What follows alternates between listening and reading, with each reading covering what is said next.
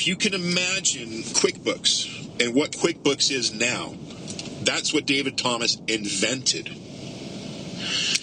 I don't want to get too crazy about this, but he also invented a video game called Capitalist Pig. And it ran on your computer, and you bought and sold businesses. You took care of them. You put out fires, all types of stuff.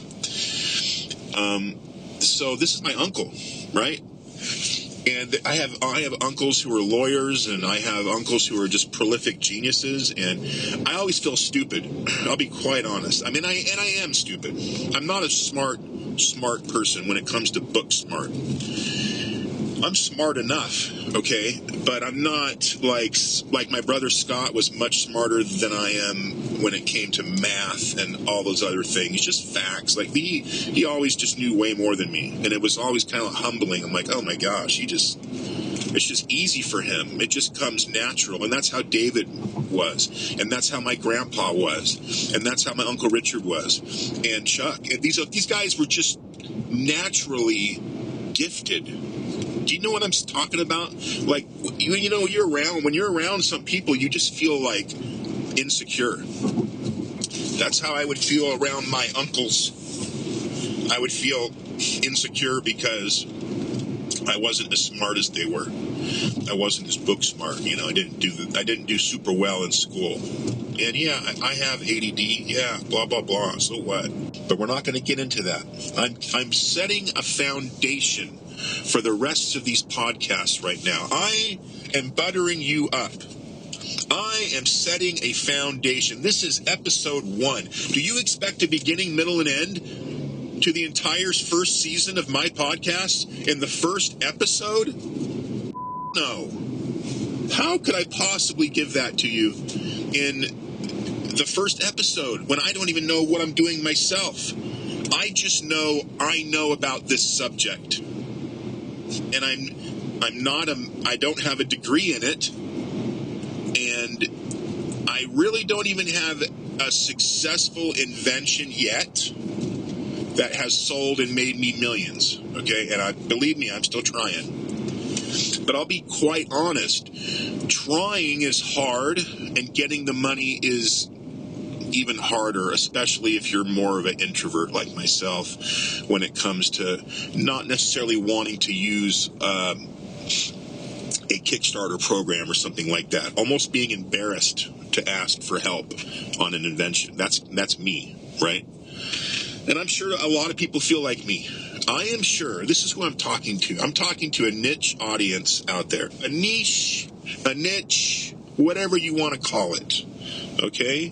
If you want to call it a niche, if you want to call it a niche, I don't really care. But you know what I'm talking about. You are my niche audience. And if you're listening to me more than one episode, you're into inventions in some way, shape, or form. And deep down inside of you, like a oyster carries a pearl, you have an invention inside of you that you're hanging on to. You do. I know you do. And you don't want to tell me. You don't want to tell your friend. You don't want to tell your parents. And maybe you have told somebody, but you swore them to secrecy. Because this is your invention, right? This is your idea. An invention could be a lot of things, okay? It's not just a product. An invention is a novel. That's an invention. You invented a whole story. You know, I don't want to go too crazy about that, but I'm going to focus on technical inventions. I'm not going to focus on comedy or writing ideas, but we are going to focus on technical inventions, and we're going to look inside ourselves, because this is why I started the podcast tonight. Because I knew that I would never be able to do all the inventions I've came up with. And I also knew that not all the inventions that I've came up with are that brilliant. But I do believe a lot of them are. And I have them all recorded in a voice note on my phone with the title of what it is. They generally don't take more than a minute to describe. Some of them take a minute or two. Some of them take longer. But for the most part, if you can't explain your idea within a minute, you don't really know what the idea is. You need to be able to tell me the idea. Explain to me what your idea is within a minute. If you can't do that, you're either holding your cards too close to your chest, you just don't want to tell me what it is. You don't want to explain it to me in layman's terms. You want to make it all complex and secret. You can't do that. When the dealer says, show me your cards, you show him your cards. You put them on the table, and you say, here's my cards. I got shit. I was bluffing, right? Or you lay your cards down, and you got a motherfucking royal flush, bitch. And that's your invention. That's the pearl inside of you that you're hanging on to, that you don't want to share with the world because you're too scared to share it to the world. Because you'll think somebody will steal it and take your beautiful idea and you won't get paid for it. And I get it. I'm a businessman. I get it. You don't think I want to get paid? Let's get real. I'm not crazy. I understand how business works. I understand how money works. I understand I have to pay my bills to survive. I get it. So I know that giving away your idea is not the best idea.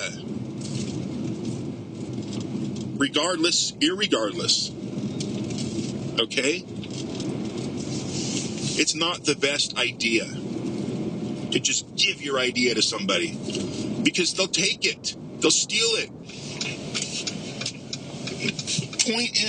The point is, I've always been against sharing my inventions, but I do like the attention. I do like wowing people with my ideas. So there's a part of me, the comedian, the guy that likes to go on stage, there's a part of me that is like, yeah, I think I'm just going to tell these people my invention. You know why? I'll never do it. I want to do it. Some of them I actually have tried. I've done prototypes. I'm still working on one. But like I said, ADD is like a roadblock when it comes to certain tasks in my life. Okay? I don't want to get into it, but I have to set the stage of who the I am. Who is talking to you right now? I have to develop trust with you to talk to you, because if you don't trust me, how are you ever going to open up and give your invention to the world? Okay? That's a bold statement. Let me pull back a little bit and let's just get real, okay? I went to film school. That was my thing back in 1999, okay? And, you know, I made a little movie over the summer with a bunch of friends, and it's like a 40-minute... I wrote the script. It was like 40 pages, okay? We got all these people to act the parts and do this 7 different scenes. I filmed it in black and white because I'm a... should have filmed it in color and then changed to black and white. I shouldn't have filmed it in black and white. So, here's my point, okay? I'm a film school dropout. The film that I'm telling you about right now that we made in the year 2000, I still have not finished editing it yet. It's impossible, but I wish to God I could edit it. I wish to God I could finish it and just put it out there and be done with it. I have another project similar to that project, newer. When I was doing open mics, we did a couple skits. We filmed some sketch ideas about Seinfeld losing his iPhone at a comedy club. So then there's like a montage of different comedians in Arizona who do open mic, doing one-liners, basically their impersonation of Jerry Seinfeld into this phone trying to open it. And they're saying like a secret passcode, like, what would Jerry say? What would Jerry think of the phone? Open sesame. I don't know what they all said, but there's like a montage of that. Keep in mind, this is all amateur stuff here, folks. It's not that great, okay? But we used a green screen. There's supposed to be like a fake audience because at the end of the sketch, these guys are watching Jerry Seinfeld on stage at his concert. They're in like the front row. And these are the guys that found his phone and actually hacked into it. And Jerry Seinfeld goes to tell a joke, and they finish the punchline for him. And he's like, hey, you stole my phone. And they run out, and he kind of chases them, and that's the end of the sketch. Okay, like every SNL sketch, they end with a dud. Okay? Right? Isn't that what you expect from an SNL sketch? What, you want it to end on a high note? Oh, come on. Anyway, it's not as good as an SNL sketch. We should have wrote lines for each actor. Instead, we let the comedians improv, and we let them improv way too off the cuff. And it's really wild. There's like 3 different stories in there. If you went through all the stuff in editing, like I did, if you've seen everything, you'd be like, yeah, I made 3 different stories because they improv so much. They all told these different stories at the bar. It was like, oh, there's 3 different stories here. But it's only supposed to be a 2.5-minute sketch. And so far, the edited version that I did, I think it was right around 8 minutes. Okay, and it's just way too long and choppy and bulky. So I took that edited version down to another comedian. This is a few years ago, before COVID, and I paid him a few $100s to help me re-edit it, because he edits and stuff, and we sat there and hacked with it, and I was just like, I hate this. I hate this thing. I hate it because it's not perfect. I hate it because it's not what I was hoping to get out of the filming of this. Like, seeing it all together, it was like, ugh, this is just kind of yuck, right? It's like not that good. And it's like, how do you make it better? Well, I'm sitting on it, folks. We filmed that thing in, I believe it was 2016, right? It could have been at the end of 2015, okay? That's how long it's been. And I still haven't finished. A 2.5-minute sketch with like 12 different local comedians featured in it, and Howard Hughes's comedy club, that's not even there anymore, is where we filmed at. The bar in that comedy club, which was a beautiful bar, by the way. Beautiful bar. That club was so fun to be at. We filmed it at Stand Up Scottsdale, and I'm so embarrassed about not finishing it. I quit comedy. I quit comedy because I can't finish this sketch. And all these people see me like doing open mic and they're like, where's the sketch? I'm like, dude, me, dude. I can't win. I don't know how to finish it. All I'm doing is telling you kind of the person I am by me explaining this to you. If you're into inventions, and I'm telling you, like, I got these issues, okay, and I got these roadblocks in my life, and even when I go to try to finish my own invention, like I bought a 3D printer, I designed a certain thing, I printed it up, I started working on all the electrical wiring and all that stuff, and I just kind of gave up. This was during COVID. Like, I bought a 3D printer during COVID, and I started making one of my inventions, and there's a lot of progress.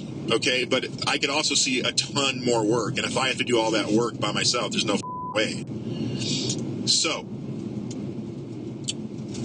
what do we talk about? Do I tell you about what this invention is that I worked on over COVID? Or do I go backwards in time and tell you about my grandfather's invention that he never finished? He had an invention that sat on his desk. This was a prototype that he had made up.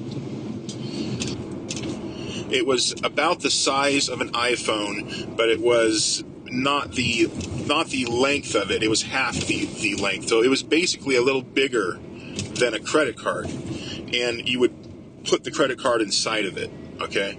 And what this thing did is it would actually open up, and it had a calculator in it, and you could add your total checking account or your Visa spendings, and it would remember the balance, and then it would post what the new balance was for you, so you knew what was in your checking account.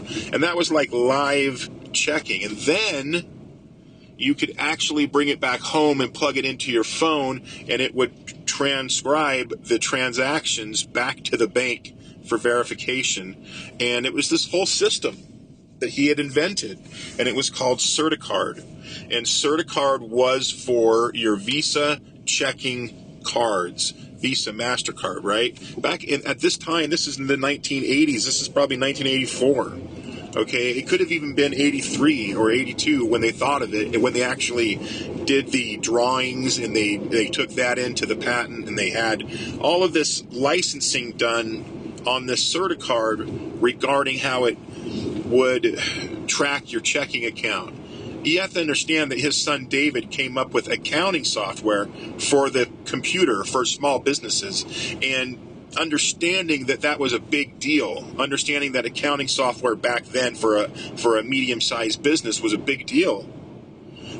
He realized that, this checking, this credit card, this live calculating of what's in your savings and your checking and your Visa spending would be a big deal to have that live. We have it live now. We take it for granted how easy it is to access our bank account and check the live feed of what's in my checking, right? I do it all the time, almost every other day, and I'm sure everybody else does, and that's a big deal, okay? So this was something that he made the prototype for. They spent $25,000 on a prototype to get this thing built up, looking amazing, by the way. I mean, the prototype looked like Apple made it back in the 80s. It was sleek. It was bad, man. You could put it in your purse. You could put it in your wallet. You could take it with you, no problem. It was, like I said, half the size of an iPhone. If you look at the original iPhone, okay, if you look at the size of the original iPhone, which was pretty small, by the way, congratulations on making it that small, guys, in the beginning, and then slowly making it bigger. Could you imagine if Steve Jobs pulled out the current size iPhone when he unveiled the iPhone in 2007? Could you imagine if I have a 13 Pro Max right now. I'm talking into it. I'm in my car. I'm driving. I'm talking. My iPhone is recording. It's a 13 Pro Max, pretty big, heavy, 3 cameras, right? If he would have pulled this thing out and said, this is the new iPhone, everybody would have kind of pulled back a little bit and been like, oh man, look how big that is. Because the trend at that time was to have a small cellular phone, a flip phone. That's how small it was. It could flip, and it was small. It was compact. It could fit in your pocket. And that's why they made the iPhone that size when they first started, because they're like, yeah, we need to make it small, like the size of a phone, because phones are small. That was the trend. Phones are small. I actually like the small iPhone. I want just as much power. I want a smaller phone. But then you get me addicted to the screen, and it's like, oh, who cares, right? The screen is big. I love it. Anyhow, my grandfather's invention, it never really went anywhere, because this is one of those big ideas. You got to get big investors on board, okay? You got to get real funding to make this thing happen, because you're dealing with a lot of different banks. You're dealing with the banking system, period, okay? I was very young when they originally came up with this idea.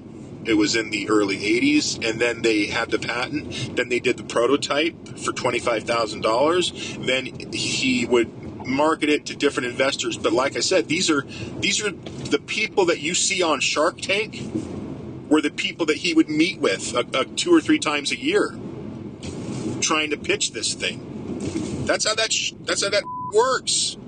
Okay? So time went on. He never actually that one never actually landed. But the reason I actually bring this up is because inventions are within us.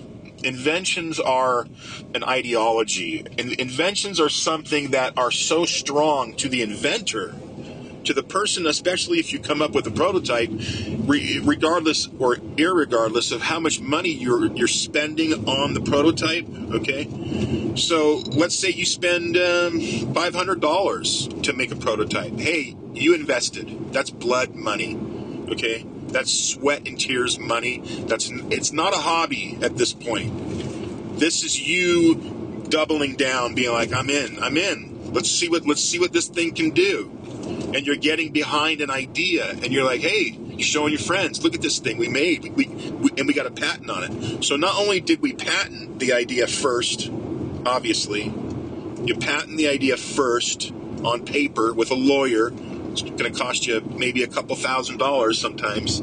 I don't know what these patent websites are doing now, but if you really want to get a decent patent, I was told by my grandfather, it's going to be around $2,000, $2,500. But this is olden days, guys. This is like 90s.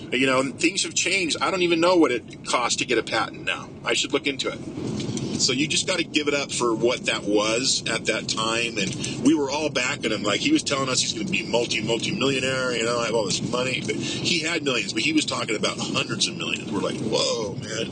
My grandpa was an exciting man. He loved inventions. He loved talking about inventions with me and with Richard. He loved, if you would come to him and be like, Grandpa, I have an idea. He'd be like, oh, tell me your idea. He would love to hear a new idea. Always curious to hear it. I remember telling him about one of my ideas when I was like 21 at a family get-together. I was sitting with him on the couch and I was talking to him. And I'm going to tell you about this invention because this is appropriate. This is one of my first inventions, one of my big ideas that I still think is a big idea. And when I told it to my grandfather, he told me to patent it. And I said, really? He goes, yep, patent that idea. It's a good idea. And that really got me, when he said that to me. I was like, he believes in me, That was a big deal. So, there I was at a Christmas party, basically sitting with him on the couch. And I said, I have this idea, and I want to tell you how I came up with the idea first, okay? So, I'm on the freeway. It's daytime. I'm driving in let's say I'm driving in heavy traffic with sudden stop and go, right? So you're going 50 miles an hour, and then all of a sudden you're at a dead stop. Now, we've all seen that. We've all been there, right? And sometimes you're not really paying attention on the freeway, and that's bad. When suddenly things go to a standstill, you're like, whoa, right? Well, I was at an angle coming down. I was heading east on the I-60. And I was able to see, like I was at the top. Imagine I'm on a ski slope, and I'm at the top of the hill looking down, okay? And I see everything from my vantage point. And what I saw was, I saw a brake light ripple happen on the freeway as I was driving. And I saw the point of where it started. And then I saw the cars coming up on the back end of that first car that jammed its brakes on. And there was like all these cars jamming their brakes on. And then became this ripple effect of all these other cars' brakes going off until it got to me. Because I could see so clearly for such a long distance. You have to imagine this view of just a super long distance of traffic. And I'm up at the top, and I see where the initial brake starts, and I see this ripple of lights coming back. And I'm like, whoa, right? And I started thinking about people rear-ending each other, because this is why we were all in traffic to begin with. When we finally got to the flux point of where all the brake lights started happening, that's where you saw the accident, okay? And I drive by the accident, and I'm like, oh, wow, and then I came up with this idea. And it's an idea to save a life. It's a universal idea that can be used on every automobile, like the third brake light, okay? It can literally be used on every vehicle as a safety measure. And this is the idea. What I thought of was there needs to be a way for you to alert the person behind you when you're driving, especially on the freeway, and you're heading kind of downhill, so or you're like a big van, right? You're a big van, and the person behind you can't see ahead of you. Suddenly, you jam your brakes on. Now, the person behind you should be aware. They should be made aware that not only did you hit your brakes, but you jammed your brakes. You know what I'm saying? So I started thinking about this more and more. I'm like, okay. How do you make it so that you make a sensor that's connected to the anti-lock braking system of the car, and the sensor gets hooked up to taillights in the back, taillights that sit within your taillights, smaller lights that fit within your brake lights. These lights are purple.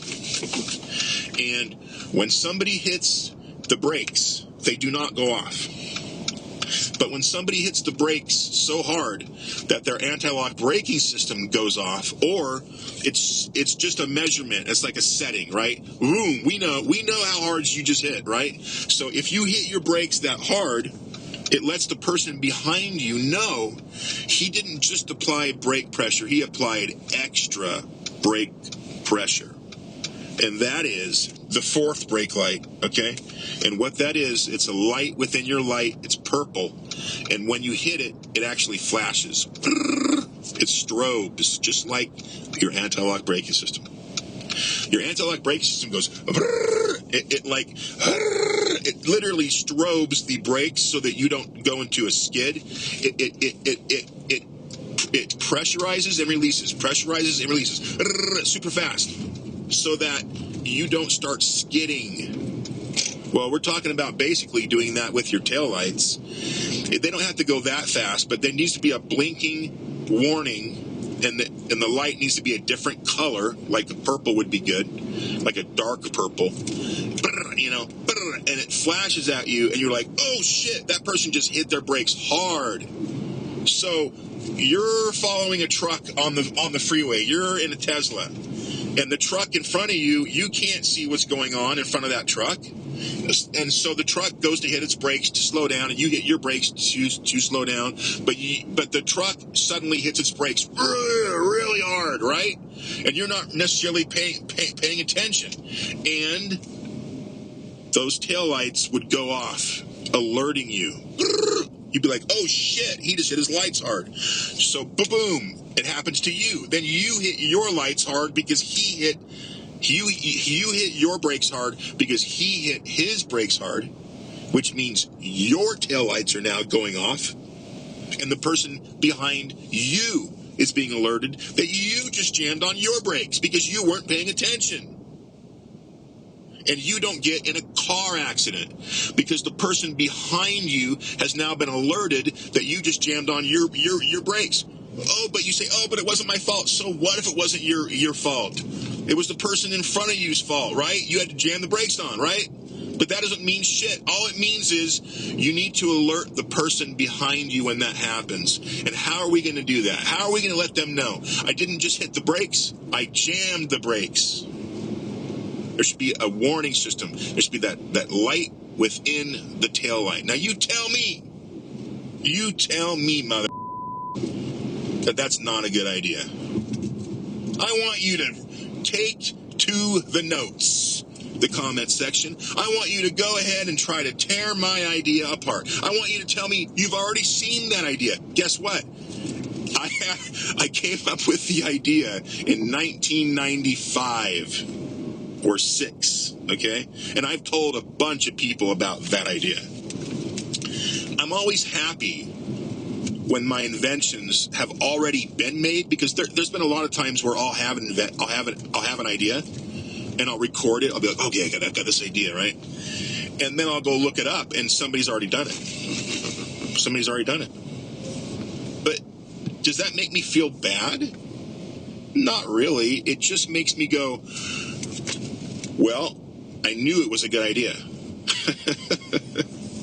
So, because that happens to me sometimes. Sometimes I'll think of an idea and I'll go start looking for it, and it's like, oh, yeah, somebody has done that. And it's like, okay, well, that just means I'm on the right track. All that means is that was a good idea.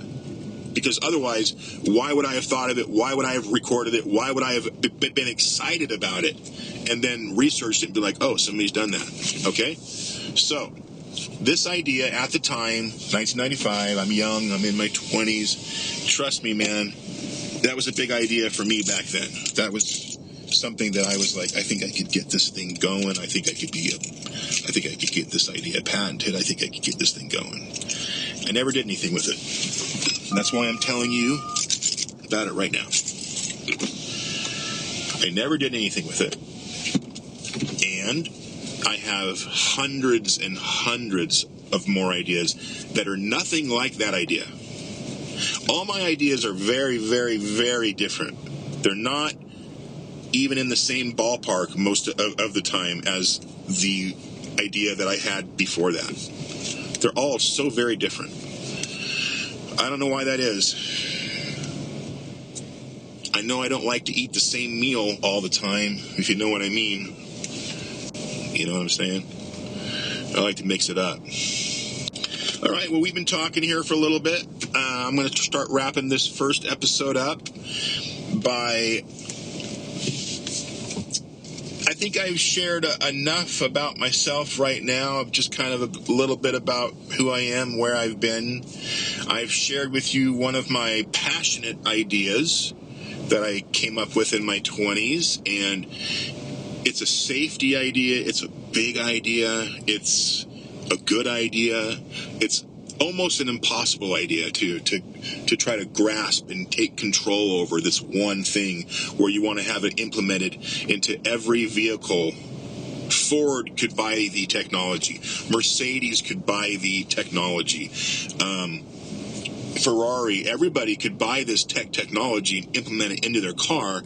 And what you want to do is just make it a universal thing. Like, yeah, this is a technology. It's universal. It works with the analog braking system. It's something that we should implement into all of our cars, and it would save lives.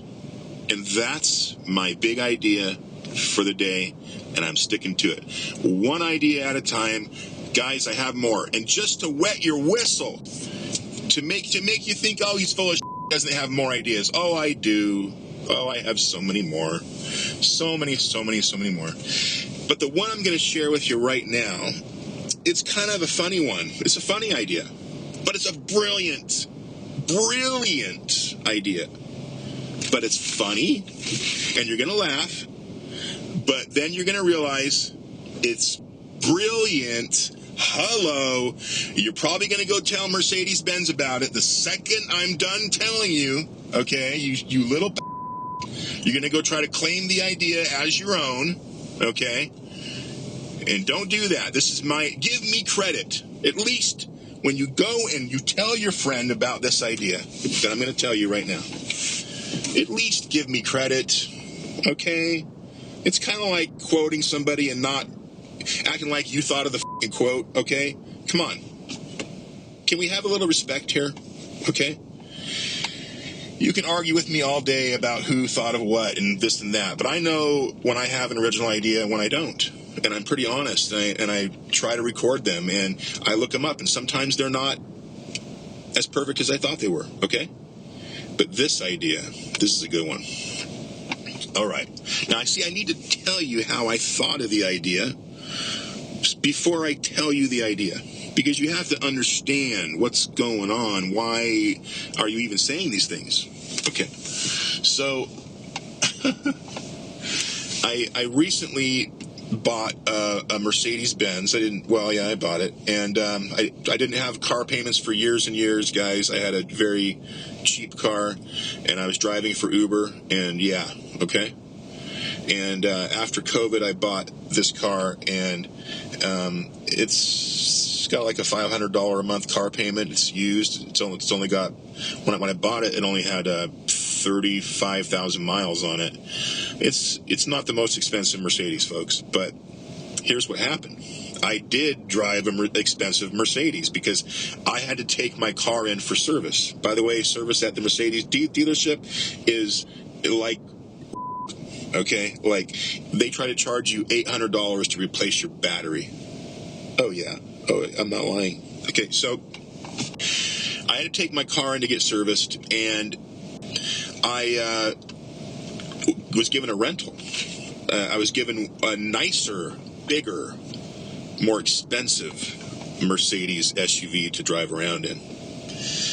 And I'm driving around in this thing, and I'm like, it's so funny. You once you get something nice, it's never nice enough. There's always something bigger and better. Once you get your first yacht, somebody else is going to pull up in a bigger yacht. And you're going to be like, how stupid is that? Seriously, how stupid is that? Just enjoy what you got. So here's the thing. I'm driving around in this really nice one, and it has something that my car doesn't have, okay? It has little holes in the leather of the seats, little pinholes, and all through the seat. But you wouldn't notice it with your eye, but unless you really paid it, unless you really looked at it. But they're there, and there's an option in that car when you turn on the air conditioning. There is an option to turn on the air conditioning, and it blows through the seat holes, and it cools your legs and your buns and your back. And it's the most awesome thing. I call my brother up. I'm in the car driving around. I'm like, you won't believe this. There's air conditioning in these seats. There's air conditioning blowing through the seats. What is going on? I had no idea this was even a thing. This is a thing, right? So cool, right? It makes you like, when you get back into your car, you're like, well, I don't have that. I don't have the seats with the air conditioning, and I don't have a nice car. All right, okay, but anyway, here's the invention. Now that you know that it's possible to blow air conditioning through seat holes in a Mercedes Benz and do it right, now that you know that's a real thing, okay, and that Mercedes invested probably hundreds of millions of dollars to get that idea off the ground. Okay. My idea, far better, especially when you're on a date, especially when you're with family members, especially when you're an Uber driver. Let's reverse the sucking. Instead of those seats blowing out air conditioning, let's reverse. Let's suck air through those seats. And now, let's put a sensor in there that can actually sense when somebody farts or when the air gets dirty enough to where it needs to get clean, you know what I'm saying? Okay? But you actually could put a sensor in there for like the farting, because I'm sure that it could measure the gas, the methane. It would measure the methane. So the second the methane comes out, this is such a good invention. Okay, don't steal my fucking idea, okay? Just because I'm telling you does not give you the right to claim that you thought of this, okay? I just want the credit, that's all. I just want the credit for thinking of this, okay? So, we're going to solve the ever big, humongous problem of farting in a car with the windows rolled up on a cold winter's day. Folks, We're going to turn those seats into air filters. Hello. They're going to suck the farts right out of your butt. Nobody's even going to smell it. There's not going to be any more jokes who cut the cheese. There's not going to be any more jokes. Whoever smelled it, dealt it. Okay? Hey, man. Hey, did you cut a loaf? Did you cut a loaf? You're on a date. You're in your Mercedes Benz. You got a fart. You had Mexican food for lunch. Or was it Chinese food? I don't remember. Immediately, there's no button that you have to hit. These are sensors, folks. The sensors are automatic. Like AI, bro. AI. They just sense the...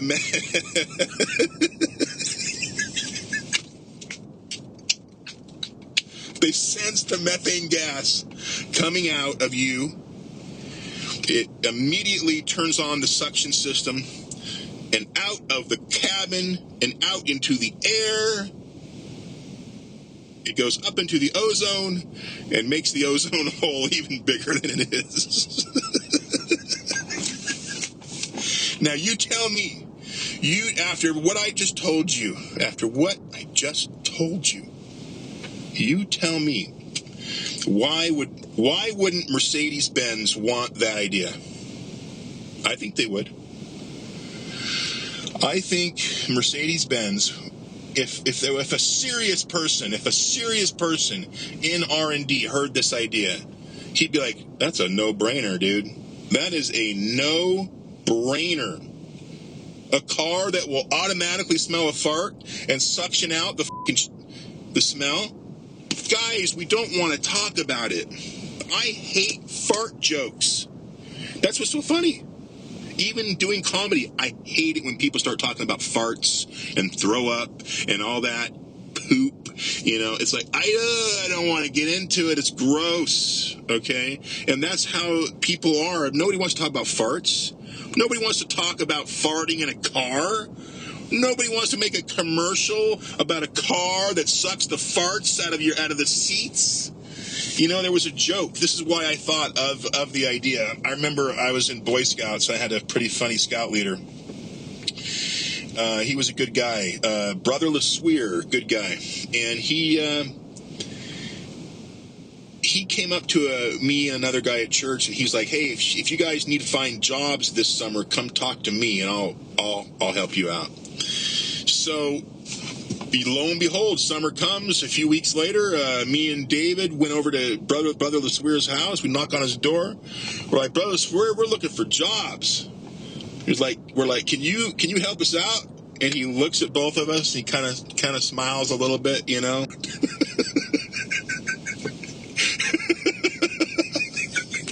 He goes, yeah, they're hiring down there at the used car lot. They got a great job for you, Dave, sucking the farts out of the used car seats.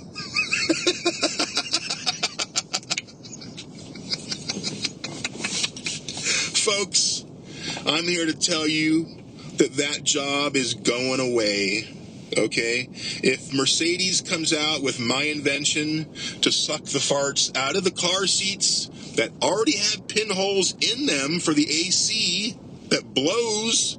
It blows on you, but it doesn't suck, okay? You're like, Mark, it'll suck the clothing. So what? It'll suck the fart right out of you, okay? That is a knee slapper. I am slapping my knee because it is true, and it's funny. It's all about inventions. We're not talking about politics, even though that might come up. We're not talking about jobs, and we're not talking about anything that really is not specifically a novel idea, okay? Even if it's not a widget, okay? If it's a big idea, like if you have an idea of how to solve the homeless problem, right? Like, because I kind of have an idea for that. It would all be done through an app, through a volunteer app, and people sign up to be part of the app, and they're the ones who are taking care of the homeless, and then the app is subsidized through the government, right? And it's all individual cases, and you could solve the homeless problem with an app. You could do that. Okay, somebody's got to write the app and do it, and get these people with big hearts to volunteer and try to actually make a difference instead of wanting their government to do it for them, which really isn't the best idea either. Okay, so stuff like that. So if you have an idea that's a big idea, but you don't have all the specific technical knowledge on how to program an app, I'm fine with that, because Steve Jobs, let's talk about Steve Jobs for a second. Let's talk about Steve motherfucking Jobs, my motherfucking hero, okay? And if he's not your hero, suck my okay? If Steve Jobs is not your hero, if you think he is some sort of bad guy, or if you think he's full of shit, if you think he really didn't do, he didn't code, he didn't program, okay, I don't give a dude. I don't give a Steve Jobs knew how to run a motherfucking business, you mother. Steve Jobs was fired from his own company and went and had success with other companies. Next Computer, which wrote the operating system for Apple, when he came back to Apple, he sold them Next because that was their future operating system. He also invented Pixar with operating system he bought from George Lucas. And he made Toy Story happen. So shut the up if you don't think he's an inventor. Steve Jobs, you should worship him. I know that sounds crazy. I certainly would never worship him, okay? But you know what I'm talking about. Have a little bit of appreciation for somebody who did something so miraculous, who took his company when it was literally a couple months away from bankruptcy. Everybody knows the story. Everybody knows the story by now. Okay, but do you really know the story? Do you really? There's so much we don't know about him, but I've done my deep dives. I've watched every bit of info about it. I've watched every interview I could. I've listened to everything I could, and I can tell you this. It's a shame that we lost him to pancreatic cancer. It's a shame. It's a shame he's not still alive running Apple the right way, because we all know they're doing their thing. Apple's doing its thing. It's functioning as a company, but it doesn't have the head visioneer, Walt Disney. It doesn't have Steve Jobs. It's like Disney without Walt Disney. It's like Apple without Steve Jobs. That's what it is. Okay? It's a sad thing. It is very sad. Okay? And I was just thinking about it tonight. I was like, oh man, Steve Jobs, what a loss. What a loss. It's not just a loss for me, somebody who loves inventions and loves what he did with his own company, how he turned it all around, but thinking like, what would he have done if he was still here? Where would we be at? How would things look? How would we be operating with stuff? Because for some reason he had this ability to see how all the new technology could fit together into new devices. He was the first guy who pushed USB and got rid of other serial ports. He was the first guy who pushed the new technology and just had a vision that this is going to be the way it is in the future anyway, so we might as well get on it now. And he was constantly integrating and doing things like that with Apple, with touchscreen technology, when they were trying to do the touchscreen iPod and everything. I don't want to get into all of it. So I have a lot of appreciation for modern technology. I've recently been using Chat GPT, and it's f***ing amazing. Okay? The thing can code. It can code for you. It can code in 3 different languages. simultaneously and give you all three versions of it. It will give you, you can tell it what type of code that you want, and it will write it in HTML, CSS, and Java. No. Okay? It will write blog posts. It will answer questions. I asked it how many calories my meal from Chipotle had tonight by basically just describing the contents of it. I'm like, I had a bowl, I had rice, I had beans, I had meat, I had guacamole, I had cheese. I was like, how many calories were in that meal? And it's all, well, this is a rough estimate, but it adds it all up. You were anywhere from 750 calories up to 850, maybe 900, depending on the serving size. I'm like, holy dude.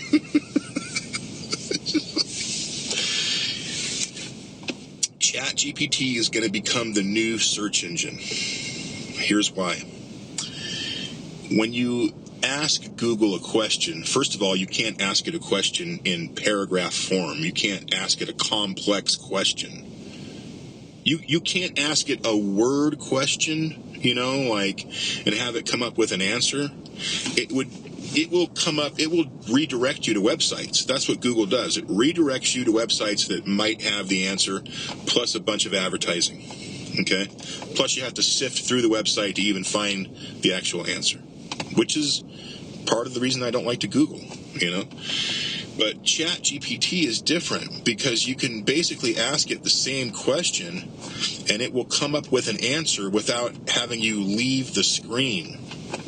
It will explain to you what the answer is like a human being, and it will tell it to you in 2 or 3 steps, and you'll understand, and you'll read it, and you'll go, oh, wow, and you won't have to leave the page, you won't have to go to another website, you can just ask it another question.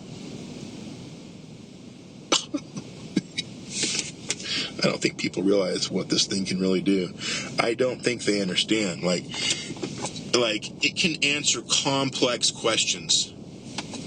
It can even answer questions about the law, health questions about your prescriptions, if you should or shouldn't take a certain pill with another pill, right? It can answer all that.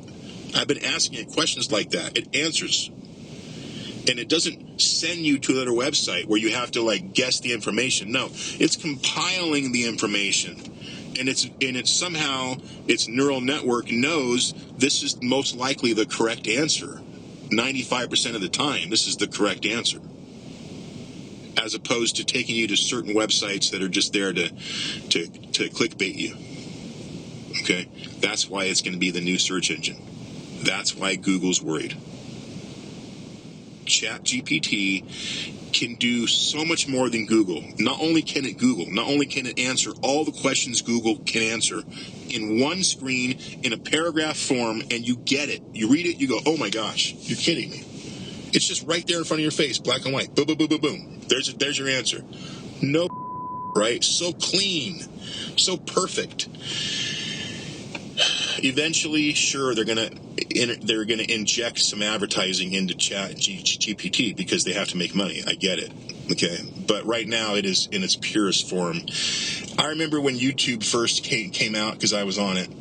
Basically, I saw the growth of YouTube, and I even remember when Google purchased them. Right? I remember hearing all about it. I was like, yeah, no wonder. I mean, it's genius. I remember thinking YouTube was the absolute game changer of everything when it first came out, and I couldn't even have conceived how it is now, but I knew it was something special back then, and that's how I feel about ChatGPT right now, and I've only been using it for two or 3 weeks. It is such a tool. I used it probably 20 times today, asking it specific questions. And I don't have to go search and meander around on Google. I hate the way Google does it. I've often thought, how could somebody come up with another way to come up with a better way to surf the internet than what Google offers with these text headlines and stuff? I hate that. I always thought of a 3D internet where you could see buildings, and the buildings were websites and you could go into them. I always that was kind of my dumb thinking, but Chat GPT is the ultimate search engine. Ultimate. It does have some restrictions, but I imagine down the road they'll let go of those restrictions, because I could see why they have certain restrictions. Because I'll give you a specific instance. This is really interesting. I was on Chat GPT and I asked it a specific question about attending a specific event in Phoenix, Arizona. And I said, are there any events like this near me? And it said, I'm sorry, I'm AI, I really can't answer that because of this and that. But really what it was saying was, this is where I draw the line. It could go into these, it recommended that I go look at chat rooms and billboards and social media sites of the topic that I wanted, instead of going and doing it for me. And we know eventually it will be able to do it for me.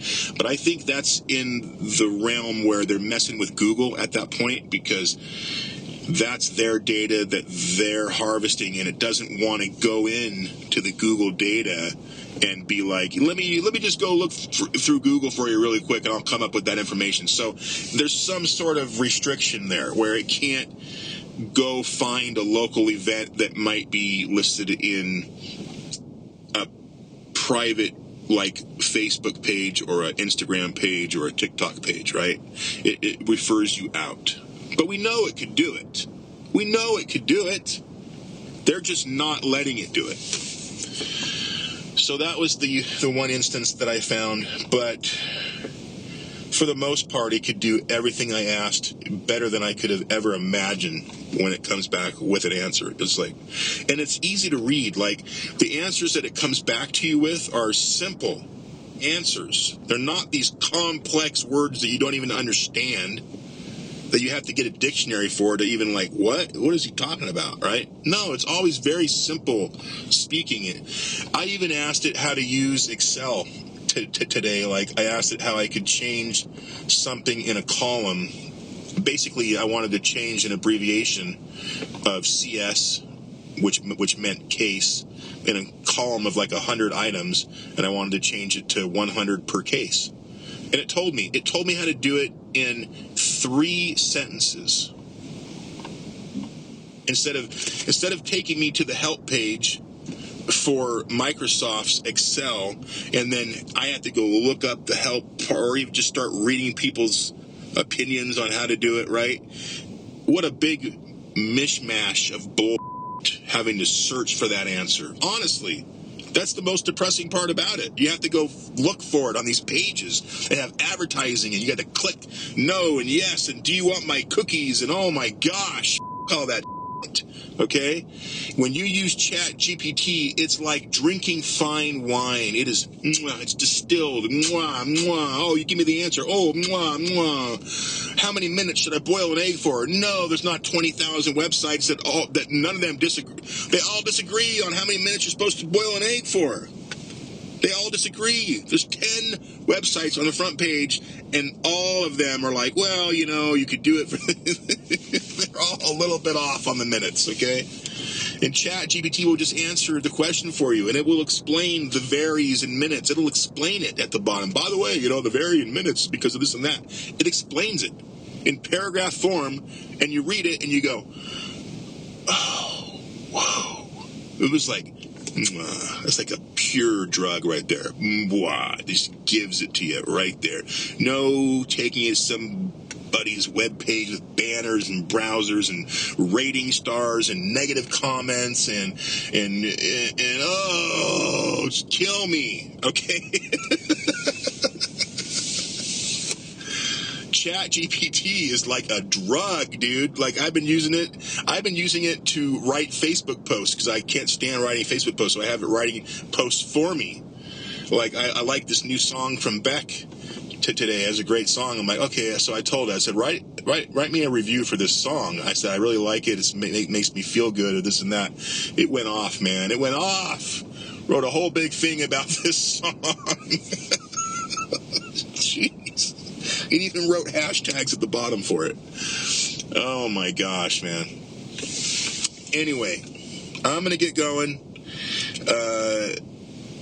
10:20 here in Arizona, February 20th, 2023.